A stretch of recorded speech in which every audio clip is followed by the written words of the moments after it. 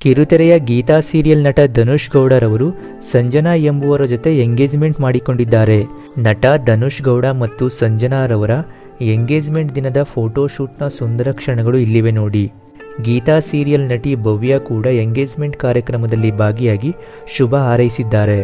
Video ಇಷ್ಟ ಆಗಿದ್ರೆ ತಪ್ಪದೇ ಲೈಕ್ ಮಾಡಿ ಮತ್ತು ಇನ್ನಷ್ಟು ಹೊಸ ವಿಡಿಯೋಗಳಿಗಾಗಿ ಮಸ್ತ್ ಕರ್ನಾಟಕ ಯೂಟ್ಯೂಬ್ ಚಾನಲ್ನ ಸಬ್ಸ್ಕ್ರೈಬ್ ಮಾಡಿ.